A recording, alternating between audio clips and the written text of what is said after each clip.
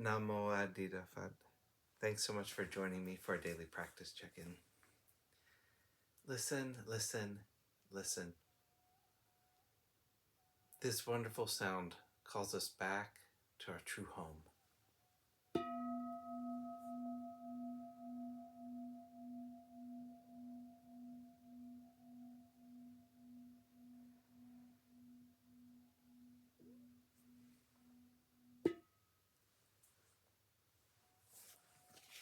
The fourth mindfulness training.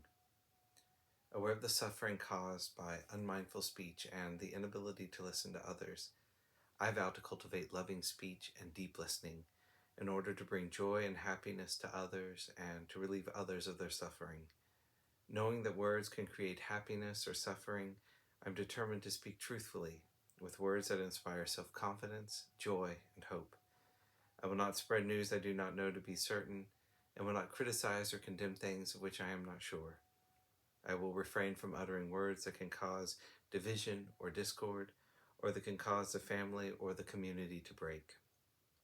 I am determined to make all efforts to reconcile and resolve all conflicts, however small.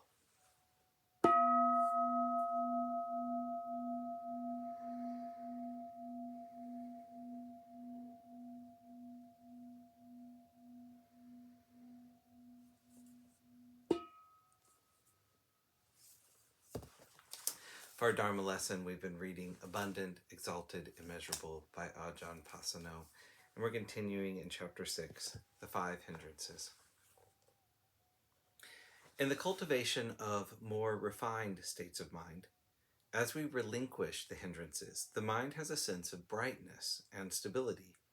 In the classical description of the first jhana, the mind is withdrawn from sensual desires and unwholesome states of mind.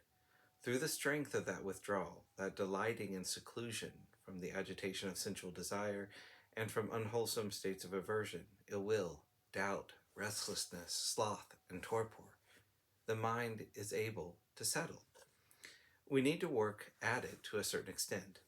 One of the descriptions that the Buddha gives is a bathman or bathman's apprentice. In the Buddhist time, they used a kind of clay for soap. You would take that ball of clay and wet it, knead it, and permeate it and pervade it, suffuse it, and fill that ball of clay so that it's not too wet, but the moisture completely pervades it. It doesn't drip, and the consistency is very even. That's what you would use to rub against yourself if you were in a bath in the Buddhist time. The meditator does the same thing with his or her body and mind. It's interesting that the Buddha points to the body. The meditator permeates and pervades, suffuses and fills the body with that delight and seclusion from sensual desire and unwholesome states.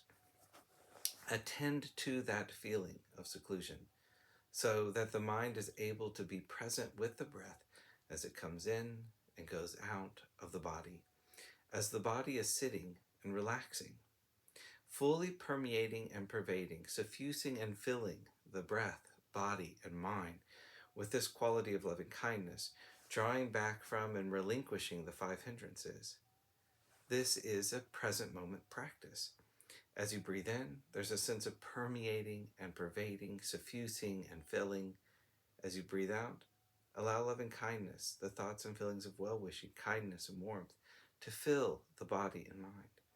If any hindrance arise, if there's any sensual desire, ill will, sloth and torpor, restlessness or doubt, rather than seeing it as an enemy coming to attack and then gearing up to annihilate and destroy it, come from a base of loving kindness. How do I work with this? This is not to my benefit or well-being.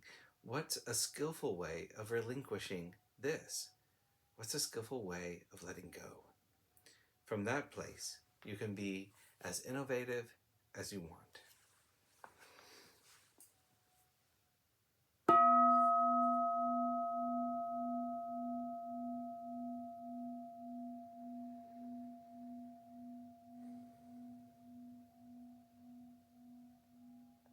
May all beings be well. May all beings be happy. May all beings be at ease. Namo Phat. Thanks so much for joining me today.